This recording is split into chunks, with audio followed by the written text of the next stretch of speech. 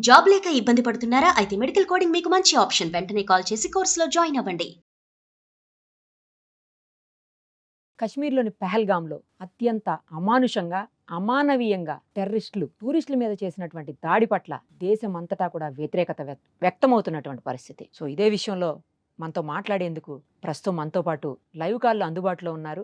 జై భారత్ పార్టీ వ్యవస్థాపక అధ్యక్షులు, మాజీ జేడీ సీబీఐకి, అలాగే ఐపీఎస్ ఆఫీసర్. గతంలో ఆయన యాంటీ టెర్రరిస్ట్ స్క్వాడ్‌కి కూడా పనిచేసినటువంటి అనుభవం ఉన్న జేడీ లక్ష్మీనారాయణ గారు. ఒక్కసారి ఆయనతో మాట్లాడదాం.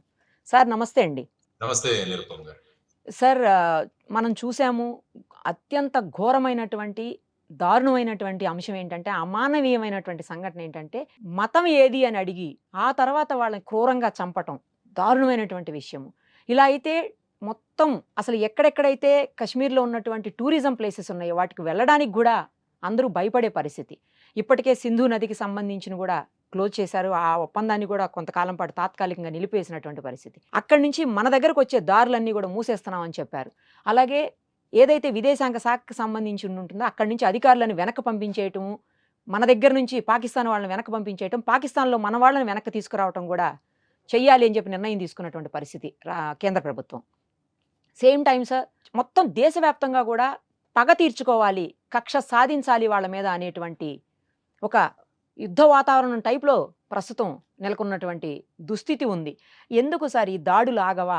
ఇది కేవలం ఎప్పుడైతే 370 ఆర్టికల్ రద్దు తర్వాతనే ఈ ఎవరైతే ఇప్పుడు దాడి చేశారో ఈ ఉగ్రవాద సంస్థ కొత్తగా పుట్టుకొచ్చిందని, ఆ ఉగ్రవాద సంస్థకి దారుణమైనటువంటి వ్యక్తులు వెనకాల ఉండి, పాకిస్తాన్ దేశమే ఉండి గూడా వీళ్ళని ఇలాంటి వాటికి ప్రోత్సహిస్తుందని చెప్పి చెప్తా ఉన్నారు. అలాంటి న్యూస్ వింటుంటే చాలా బాధనిపిస్తోంది. కులాలకి కోసం లేతే ప్రాంతాల కోసం కొట్టుకోవటం చూసాం. మరీ దారుణంగా మతం అడిగి మరి ఇలా చంపటం అనేది బాధాకరమైన విషయము. అందులో ఒక 4, 5 రోజుల క్రితమే పెళ్లి చేసుకున్నటువంటి వ్యక్తి గూడా ఉన్నాడు. ఒక తండ్రిని పోగొట్టుకున్న చిన్న పిల్లోడున్నాడు. ఇలా పదుల సంఖ్యలో కుటుంబాలు నానా బాధపడుతున్నటువంటి పరిస్థితి. ఎలా సార్ అసలు యాంటీ టెర్రరిస్ట్ స్క్వాడ్‌కి ఒక చాలా కాలం పాటు మీరు పనిచేశారు. ఎలా అసలు ఇలా చెయ్యాలి అన్న ఆలోచన వాళ్ళు పైగా జవానుల రూపంలో వచ్చారని చెప్తున్నారు. అసలు అత్యంత హై అలర్ట్ ఉండేటువంటి ఏరియా అది. చాలా సెక్యూరిటీ ఉంటుంది. అలాంటి ప్లేస్‌లో ఇలా ఎలా జరిగింది? వీటిని ఎలా ఆపగలుగుతాం సార్ అసలు? యాహ్! పహల్గామ్‌లో జరిగిన సంఘటన అత్యంత అమానవీయమైన ఘటన.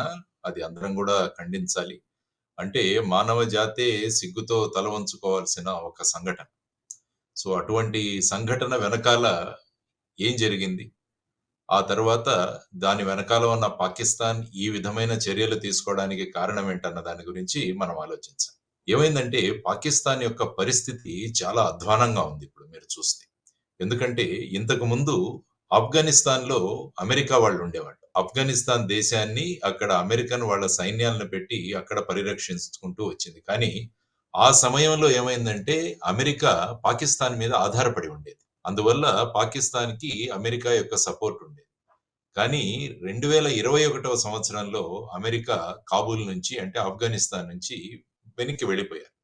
దానివల్ల ఏమైందంటే పాకిస్తాన్ యొక్క సహాయం గాని, పాకిస్తాన్ యొక్క ఆధారం గాని అమెరికాకు అవసరం లేకుండా పోయింది. దానివల్ల ఏమైందంటే అమెరికాతో మన సత్సంబంధాలు పోయాయా అన్నది ఒకటి. రెండవది పాకిస్తాన్‌లో ఉన్న ఆర్థిక పరిస్థితి అత్యంత అధ్వానంగా ఉంది. కానీ ఇంతకు పూర్వం చూసుకుంటే మీరు చాలా సార్లు వారి ఆర్థిక పరిస్థితిని చక్కదిద్దడానికి అమెరికా అనేక వేళ వాళ్ళకి సహాయం చేసింది. కానీ ఈ కాలంలో పాకిస్తాన్‌కి ఎటువంటి సహాయం చేయడానికి అమెరికా అంగీకరించడం లేదు. అది నంబర్ 1 ఫ్యాక్టర్. అంటే ఒకటి అమెరికాతో ఉన్న సత్సంబంధాలు. ఆ తర్వాత నంబర్ 2 వాళ్ళ ఆర్థిక పరిస్థితి కూడా అత్యంత ఘోరంగా ఉంది. ఆ తర్వాతేంటంటే మన గల్ఫ్ స్టేట్స్ ఏవైతే ఉన్నాయో అంటే సౌదీ గాని, ఈ స్టేట్స్ ఏవైతే ఉన్నాయో వారు కూడా అప్పుడప్పుడు పాకిస్తాన్‌కి సహాయం చేస్తుండేవాళ్ళు. వాళ్ళ ఆర్థిక పరిస్థితిని చూసి. కానీ ఆ స్టేట్స్‌లోనే వాళ్ళ పరిస్థితి కూడా అంత గొప్పగా లేకపోవడం వల్ల, ఇంతకుముందు వాళ్ళు కూడా పాకిస్తాన్‌కి అప్పుడప్పుడు సహాయం చేసేవాళ్ళు. కాబట్టి వాళ్ళు కూడా ఆ ప్రయత్నాన్ని విరమించుకున్నారు. ఆ తర్వాత చైనా ముఖ్యంగా పాకిస్తాన్‌కి సపోర్ట్ చేస్తుందని మనం అనుకున్నాం. కానీ చైనా ఏదైతే అత్యంత ప్రతిష్టాకరంగా మొదలుపెట్టిన బెల్ట్ అండ్ రోడ్ ఇనిషియేటివ్ అన్నది ఒకటున్నది. అందులో చాలా అంశాలు పాకిస్తాన్‌లో వెళుతున్నాయి కానీ, చాలా ప్రాజెక్టులు పాకిస్తాన్‌లో నిలిచిపోయి ఉన్నాయి. ఈ 3 కారణాలు మనం చూసుకుంటే పాకిస్తాను ఎక్కడా కూడా ప్రపంచ పటంలో వారి యొక్క ప్రాధాన్యతను ఎక్కడా కూడా ప్రకటించుకోలేకపోతోంది. ఆ తర్వాత మీరు చూసుకుంటే పాకిస్తాన్‌లో ఉన్న అనిశ్చితి ఎప్పుడు కూడా రాజకీయంగా చూసుకుంటే ఎప్పుడు కూడా ఈ విధమైన అనిశ్చిత అక్కడ ఉంటుంది. ఆ తర్వాత అక్కడున్న అవినీతి. తర్వాతొచ్చేసి గవర్నెన్స్ సరిగా లేకపోవడం. సో, ఈ విధంగా ఏవైతే పాకిస్తాన్ వాళ్ళు మేము అది చేస్తాము, ఇది చేస్తామని చెప్పారో అవన్నీ కూడా చేయలేకపోతున్నారు. సో, ఈ విధమైన పరిస్థితి చూసుకుంటే, తర్వాత ఈ మధ్యలో చైనీస్ ఇంజినీర్స్, ప్రాజెక్ట్ సూపర్వైజర్‌లన్న వాళ్ళు బలూచ్‌లో ఉన్న టెర్రరిస్టులు చంపేశారు. ఒక ఘటన జరిగింది మీరు వినుంటారు. సో, ఈ విధంగా చూసుకుంటే అంతర్జాతీయ రంగంలో కూడా పాకిస్తాన్ అన్నది ఒక ఫేవరబుల్ నేషన్‌గా కాదు. అది టెర్రరిజంను ప్రోత్సహిస్తుందని అక్కడ ప్రధానంగా చెప్పబడుతుంది. సో, ఆ తర్వాతొచ్చేసి ఏదైతే తాలిబాన్ రెజీమ్ ఇప్పుడుందో కాబూల్‌లో, వారు కూడా పెద్ద పాకిస్తాన్‌తో అంత గొప్పగా సన్నిహితంగా లేరు.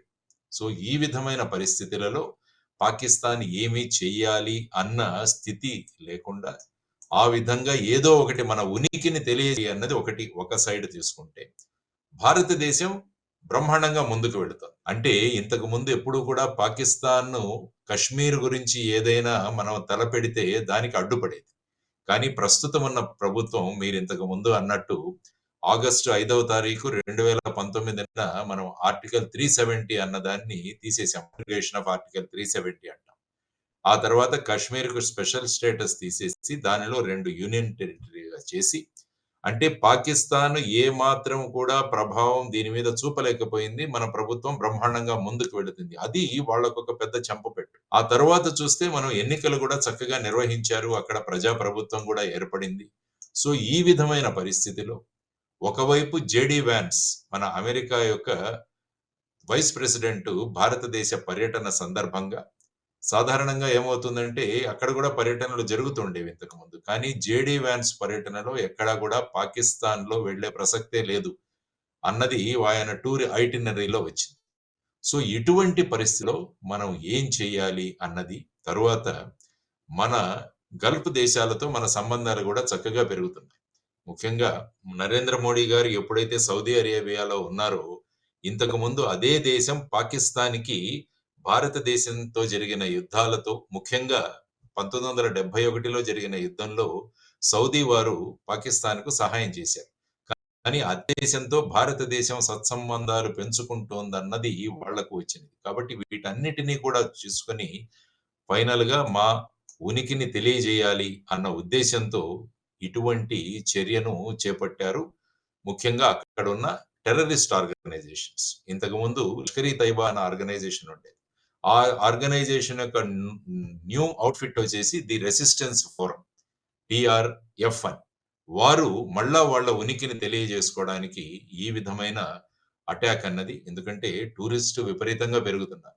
మీరొక్కసారి జమ్మూ అండ్ కాశ్మీర్‌లో జరుగుతున్న ఇన్వెస్ట్‌మెంట్‌లు చూసినా కూడా చాలా గొప్పగా జరుగుతున్నాయి. మీరు 2023, 24 చూస్తే సుమారుగా ఐ థింక్ 3,200 కోట్ల దాకా అక్కడ ఇన్వెస్ట్‌మెంట్ పెట్టడం జరిగింది. ఆ తర్వాత టూరిస్టుల సంఖ్య కూడా పెరిగింది. తర్వాత పర్ క్యాపిటా ఇన్‌కమ్ కూడా పెరిగింది జమ్మూ అండ్ కాశ్మీర్ వారిది. సో, ఈ విధమైన పరిస్థితులలో మరి ఏం చేయాలి? ఔట్ ఆఫ్ డెస్పరేషన్ ఆ విధంగా వాళ్ళు ఈ విధంగా చేసిన చర్య అని నేను అంటాను నిరుపమ్ గారు. సార్ అంటే ఇప్పుడు మాకేం సంబంధం లేదనేదో కల్లబుల్లి మాటలు చెప్తుంది గానీ పాకిస్తాన్ దీని వెనక ఖచ్చితంగా 1000% పాకిస్తానే ఉందనేది నిర్వివాదాంశం సార్. ఇప్పుడు ఏదైతే సంఘటన జరిగిందో ఇంత పెద్ద ఘటన ఈ మధ్య కాలంలో జరగలేదు అని చెప్తా ఉన్నాను. మీరు యాంటీ టెర్రరిస్ట్ స్క్వాడ్‌కి కూడా అంతకుముందు గతంలో పనిచేసున్నారు కాబట్టి, ఆ అనుభవంతో చెప్పండి సార్ ఇలా అంటే హై సెక్యూరిటీ ఉన్న దగ్గర గూడా ఇలా ఎలా చేయగలిగారు అనేది ఇప్పుడు పెద్ద క్వెషన్ మార్క్ లాగా కనిపిస్తోంది. అంటే మీరన్నట్టు పాకిస్తాన్ మాకేం సంబంధం లేదు అని మాట్లాడుతున్నారు. యాక్చువల్‌గా మీరు ఏప్రిల్ 15న ఆ పాకిస్తాన్ యొక్క army chief general Asim Munir అన్నాయన మాట్లాడాడు. ఎక్కడ? అది కూడా ఆయన ఒక పెద్ద సభలో ఓవర్‌సీస్ పాకిస్తానీ కన్వెన్షన్ ఇన్ ఇస్లామాబాద్‌లో ఏప్రిల్ 15న ఆయన ఏం మాట్లాడారు అంటే, మా దేశంలో మా మతాలు వేరు. మా ఆచారాలు వేరు. మా ట్రెడిషన్స్ వేరు. మా ఆలోచనలు వేరు. మా ఆకాంక్షలు వేరు. కాబట్టి ఏదైతే 2 నేషన్ థియరీ అన్నదానికి వల్ల ఈ 2 దేశాలు ఏర్పడ్డాయి. కాబట్టి మేము ఒక దేశం కాదు, మేము 2 దేశాలే అని ఆయన మాట్లాడాడు ఏప్రిల్ 15న.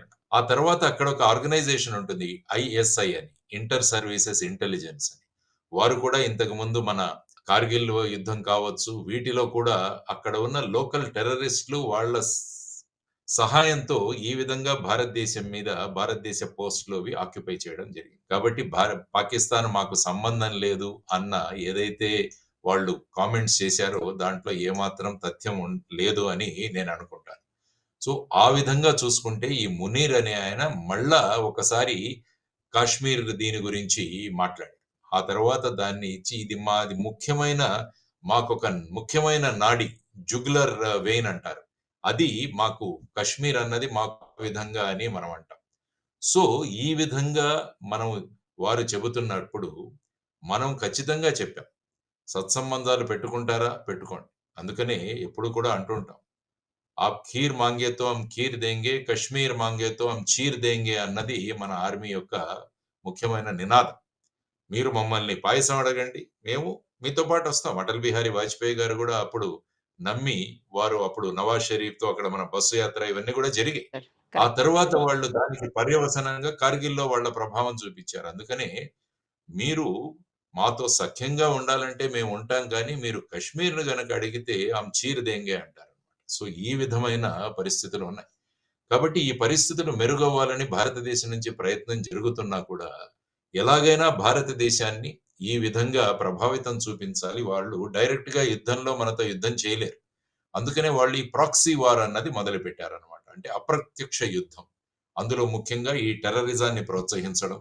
తరువాత నార్కోటిక్స్ మన దేశానికి, మన యువతరాన్ని నిర్వీర్యం చేయడానికి నార్కోటిక్స్ పంపించడము. ఆ తరువాత భారతదేశంలో ఫేక్ కరెన్సీ పంపించడం. ఈ విధంగా అప్రత్యక్ష యుద్ధం అన్నది పాకిస్తాన్ మన దేశంతో చేస్తూనే ఉంది. యాక్చువల్‌గా ఈరోజు మీరు పేపర్ చూస్తే నేషనల్ ఇన్వెస్టిగేటింగ్ ఏజెన్సీ ఎన్ఐఏ అన్న సంస్థ గుజరాత్‌లో ముంద్రా పోర్ట్‌లో పట్టుబడ్డ సుమారుగా 21,000 కోట్ల 21 టన్నుల నార్కోటిక్స్ ఏదైతే ఉందో దానికి మూలం పాకిస్తానే.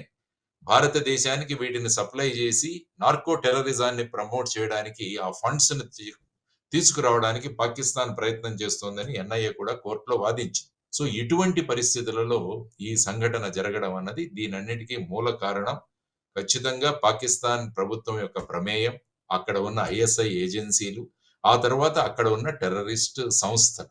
వీటన్నిటి యొక్క ప్రోద్బలం వల్ల నిన్న మన పహల్గాంలో జరిగిన ఘటనకు ప్రధానమైన కారణమని మనం చెప్పుకోవచ్చు. యాక్చువల్‌గా మీరు చూసుకుంటే యాంటీ టెర్రరిజం స్క్వాడ్‌లో మేము పనిచేస్తున్నప్పుడు కూడా ఒక మాడ్యూల్‌ని ఒకటి బ్రేక్ చేశాం. సుమారుగా 16 AK-47లు, 3200 AK-47 అమ్యునిషన్‌లు, ఆర్‌డీఎక్స్, గ్రెనేడ్స్ వీటిలన్నింటినీ పట్టుకోవడం జరిగింది. దాని వెనకాల ఉన్న 25 మంది గ్యాంగ్‌ను కూడా పట్టుకొని వాళ్ళందరికీ కూడా యావజ్జీవ కారాగార శిక్ష విధించింది. మహారాష్ట్రలో ఇప్పుడు వాళ్ళంతా కూడా జైల్‌లో ఉన్నారు. వాళ్ళను ఇంటరాగేట్ చేస్తున్నప్పుడు ఏంటంటే, ఇక్కడ ఉన్న వాళ్ళను తీసుకువెళ్ళి కశ్మీర్‌లో వాళ్ళకు ట్రైనింగ్ ఇచ్చి, వాళ్ళని మళ్ళా భారతదేశంలో ఈ విధమైన చర్యలు చేయాలని చెప్పేసి వాళ్ళు ప్రోత్సహిస్తుంటారని స్పష్టంగా తెలిసింది. సో ఇటువంటి ప్రయత్నాలన్నది పాకిస్తాన్ ఎప్పుడు కూడా కొనసాగిస్తూనే ఉంటుంది. కాబట్టి మనం అప్రమత్తంగా ఉండాలి. తర్వాత ముఖ్యంగా నిన్న జరిగిన సంఘటనలో మరి ఇంటెలిజెన్స్ ఫెయిల్యూర్ ఏమైనా అయిందా అన్నది కూడా మనం యాహ్! సార్. ఆలోచించాల్సిన అదే. అంశం. అదే. ఎందుకంటే ఇంత మంది టూరిస్టులు అక్కడ పెరుగుతున్నప్పుడు మనం ఎప్పుడు కూడా ఈ సమస్య ముగిసిపోయింది అన్న భావన ఎప్పుడు కూడా రాకూడదు మనం. ల్యాబ్స్ ఎప్పుడు కూడా మనం కనిపిస్తోంది అని కొంతమంది అంటున్నారు సార్. అంటే ఏమవుతుందంటే మనం డిస్పాషనేట్‌గా దీని గురించి ఆలోచించాలి. అంటే ఈ విధంగా వాళ్ళు చేసిన చర్య నిందనీయం. దానికి ప్రత్యుత్తరం ఇవ్వాల్సిందే. There is no doubt. కానీ మన ఇల్లు కూడా ఒకసారి చక్కదిద్దుకోవడం చాలా అవసరం అన్నది ఇంటెలిజెన్స్ మార్ఫత్ వాళ్ళ గురించి మీరు ఆలోచిస్తే ఒక ఇంటెలిజెన్స్ ఫెయిల్యూరా ఇది? దీనికి కారణం ఏంటి? మనము కాంప్లసెంట్‌గా ఉండిపోయామా? అన్నది కూడా ఆలోచించాలి. ఆ తర్వాత ఏ విధంగా ఈ విషయాన్ని మనం అంతర్జాతీయంగా ఇప్పుడు చూసుకుంటే ప్రపంచంలో ఉన్న అన్ని దేశాలు దీన్ని ఖండించాయి. ఈ చర్యను అన్ని దేశాలు ఖండించాయి. కాబట్టి ఇంటర్నేషనల్ లెవెల్‌లో మనం పాకిస్తాన్ వాళ్ళు ఇంకా కూడా ఈ విధమైన టెర్రరిజాన్ని ప్రోత్సహిస్తున్నారన్నది మనము యునైటెడ్ నేషన్స్ గాని, మిగతా ప్లాట్‌ఫార్మ్స్ మీద మనం తీసుకువెళ్లాల్సిన అవసరం. ఆ తర్వాత నిన్న జరిగిన సీసీఎస్ మీటింగ్‌లో వాళ్ళు కేబినెట్ కమిటీ ఆన్ సెక్యూరిటీ మీద వారు తీసుకున్న నిర్ణయాలు మీరు ఇంతకు ముందే చెప్పారు. ముఖ్యంగా ఎప్పుడో 1960లో చేసుకున్న ఈ వాటర్ ట్రీటీ ఏదైతే ఉందో, మనం దాన్ని కూడా మనం నిలుపుదల చేయడం. తర్వాత మీరన్నట్టు అక్కడున్న సిబ్బందిని, తర్వాత ముఖ్యంగా పాకిస్తాన్ ఎంబసీల్లో వాళ్ళ ఆర్మీ పర్సన్స్ ఎవరైతే ఉన్నారో వాళ్ళందరినీ కూడా వెనక్కి పంపించమని, ఆ తర్వాత వీసాలు ఏదైనా మనమంతా సార్క్ కంట్రీస్‌లో ఒక ఒప్పందం ఉంది. మనకన్ని వీసాలు వాళ్ళకి సులభతరంగా ఇవ్వాలని. కాబట్టి ఇక పైన పాకిస్తాన్ నేషనల్ ఎవరికీ కూడా ఈ వీసాలు ఇవ్వము. ఎవరికైతే ఆల్రెడీ వీసాలు ఉన్నారో వాళ్ళు 48 గంటల్లో భారతదేశాన్ని విడిచి వెళ్ళిపోవాలని కూడా నిన్న తీసుకున్న నిర్ణయం జరిగింది. కాబట్టి ఇవి మనం తీసుకున్న నిర్ణయాలు. అంతర్జాతీయ ప్లాట్‌ఫార్మ్ మీద ఈ విధమైన పాకిస్తాన్ యొక్క నిజ స్వరూపాన్ని ప్రకటించడం. ఆ తరువాత ముఖ్యంగా మన ఇంటెలిజెన్స్ ఏమైంది అన్న దాన్ని కూడా మళ్ళా ఒక్కసారి డిస్కస్ చేసుకొని దాంట్లో మనకెక్కడైనా షార్ట్ కమింగ్స్ ఉన్నాయా? ఎక్కడైనా లూప్ హోల్స్ ఉండిన్నాయా? అన్నవి కూడా చేసుకొని ఆ విధంగా ముందుకు వెళ్ళాలి. ఆ తర్వాత పాకిస్తాన్ మీద ఎటువంటి చర్యలు మీరు చూసుకుంటే పుల్వామా సంఘటన జరిగిన తర్వాత భారతదేశం నుంచి సర్జికల్ స్ట్రైక్స్ చేయడం జరిగింది.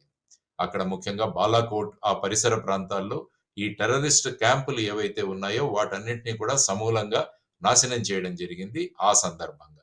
సో ఇప్పుడు ఏ విధంగా మనం మిలిటరీ చర్యలు ఏ విధంగా తీసుకోవాలన్న దాని గురించి ఆచితూచి దాని గురించి తీసుకోవాల్సిన అవసరం ఉంది. తీసుకోవాలి ఖచ్చితంగా. టెర్రరిజాన్ని ఎవరైతే ప్రోత్సహిస్తున్నారో వారి మీద ఎక్కడా వెనుకంజ ఎలాగైతే ఇజ్రాయెల్‌లో మీరు చూస్తే హమాస్ వాళ్ళు ఏ విధంగా గాజా స్ట్రిప్‌లో అక్కడ అల్లకల్లోలం సృష్టిస్తున్నారన్న దృష్టిలో ఇజ్రాయెల్ కంటిన్యూయస్‌గా అక్కడ అటాక్స్ చేస్తూనే ఉంది. సో అటువంటి పరిస్థితులలో మనం ఏం చేయాలి అన్నది ఖచ్చితంగా కేంద్ర ప్రభుత్వంలో ప్రధానమంత్రి గారి అధ్యక్షతన తర్వాత మిగతా రాజకీయ పక్షాలన్నీ కూడా దీన్ని ఖండించాయి. ఖచ్చితంగా పాకిస్తాన్ మీద చర్యలు ఉండాలి అన్నది మీరన్నట్టు దేశం కోరుకుంటోంది. ఎందుకంటే ఈ విధమైన సంఘటన ఇంతకుముందు వచ్చి కాల్పులు జరిపేవాళ్ళు గానీ ఈసారి జరిగిన సంఘటనలో ఏంటంటే మీరన్నట్టు మీరు ఏ మతానికి చెందిన వాళ్ళు అని ప్రత్యేకంగా అడిగి ఆ కన్ఫర్మేషన్ చేసుకొని ఆ తర్వాత వాళ్ళను చంపడం అన్నది ఇది నెక్స్ట్ లెవెల్‌కి టెర్రరిజం వెళ్ళిందని మనం చెప్పుకోవాల్సిన అవసరం. సో ఈ దారుణంగా విధంగా ప్యాంటులు గూడా తీసి చూసి చెక్ చేసి అదేనమ్మా. సో ఈ విధంగా చేయడం అన్నది చాలా నిందనీయం. సో ఈ విధంగా మన చర్యలు ఉండాలన్నది మనమందరం కూడా అనుకోవాల్సింది. సరే ఇప్పుడు సరిహద్దులు మూసివేశారు. రాడానికి వీలు లేకుండా చేశారు. తర్వాత కొన్ని ఒప్పందాలన్నిటిని గూడా పక్కకు పెట్టేసేటువంటి పరిస్థితి. వీటి వల్ల ఏమన్నా యూజ్ ఉంటుందా సార్? అంటే కొంతవరకైనా అక్కడి నుంచి మనకి ఈ ఉగ్రవాదులు వచ్చే అవకాశాలేమన్నా తగ్గే పరిస్థితులుంటాయా? లేకపోతే ఇదేమో పెద్దగా ఉపయోగం ఉండకుండా ఇక్కడ ఏదన్నా మనం గట్టి చర్యలు తీసుకుంటే తప్పించి అలా జరగకుండా ఉండే అవకాశం ఉంటుందా సార్? మీ అనుభవంతో చెప్పండి ఒక్కసారి. ఈ ఈ అంటే ఈ చర్యలన్నవి మనం తీసుకోవాలి. డెఫినెట్‌గా ఎందుకంటే ముఖ్యంగా 65 సంవత్సరాల పూర్వమున ఇండస్ వాటర్ ట్రీటీ ఏదైతే ఉందో దానివల్ల ఏమవుతుందంటే ఇక్కడి నుంచి 3 నదుల్లోంచి నీళ్లు అటు సైడ్‌కి వెళ్ళాలక్కడ. ముఖ్యంగా భారతదేశం నుంచి 3 నదుల్లో వెళ్ళే సట్లెజ్, బియాస్, రావి అన్నది మన భారతదేశానికి కేటాయించింది. అదే మీరు తీసుకుంటే ఇండస్ అంటే సింధు, జీలం అండ్ చీనాబ్ అన్నవి పాకిస్తాన్‌కి కేటాయించింది. కాబట్టి ఈ నదులలోంచి పాకిస్తాన్‌కు మన దగ్గరున్న నదుల్లోంచి అక్కడికి నీళ్లు వెళ్ళాలి అన్న దాన్ని మనం ఆపివేశాం. అంటే ఇక్కడ ఉన్న ఈ నదులలో ఉన్న నీళ్లకు మళ్ళా మన ఎత్తును పెంచి, లేకుంటే మళ్ళా చెక్ డ్యామ్స్ లాంటివి నిర్మించి, దానివల్ల ఏమవుతుందంటే పాకిస్తాన్ మళ్ళా ఆర్థికంగా ఎందుకంటే ఈ నీళ్లు వాళ్ళకి వ్యవసాయానికి కావాలి. కాబట్టి ఈ నీటిని మేము నిలిపివేస్తున్నామని వారు చెప్పడం జరిగిందన్నమాట. ఇది ఒక చర్య. ఆ తర్వాత మిగతా చర్యలు మీరు చెప్పారు. వాళ్ళ స్టాఫ్‌ను విత్‌డ్రా చేయడము, వీసాలు మనం విత్‌డ్రా చేయడము ఇవన్నీ కూడా దౌత్య సంబంధంగా మనం ఏం చేయగలం అన్నది చూపించిన విషయం. ఎప్పుడైనా ఏదైనా విషయం ఇలా జరిగితే ఒకటి దౌత్య సంబంధాల రూపంలో కొన్ని చర్యలు తీసుకుంటారు. తర్వాత బైలేటరల్ రిలేషన్ 2 దేశాలకు ఉన్న రిలేషన్స్ అంటే ఈ ఎంబసీ సంఖ్యను తగ్గించడం. ఇంతకుముందే 50 చేశారు. ఇప్పుడు దాన్ని 30 దాకా తగ్గించేస్తున్నారు. సో ఈ విధంగా ఆ తరువాత బేసిక్‌గా మిలిటరీ చర్యలేంటి ఉండాలి అన్నది కూడా ఒక ఆలోచన జరిగి ఉంది. దాన్ని బట్టి వాళ్ళు ఖచ్చితంగా ఒక నిర్ణయం తీసుకుంటారు. అనుభవమైన నేతృత్వం ఉంది. కాబట్టి ఈ అనుభవమైన నేతృత్వంతో తర్వాత జమ్మూ అండ్ కాశ్మీర్‌లో ఉన్న గవర్నమెంట్‌ను కూడా కాన్ఫిడెన్స్‌లోకి తీసుకోవాల్సిన అవసరం చాలా ఉంది. ఎందుకంటే అక్కడ ప్రజలు ఎన్నుకున్న ప్రభుత్వం నేషనల్ కాన్ఫరెన్స్.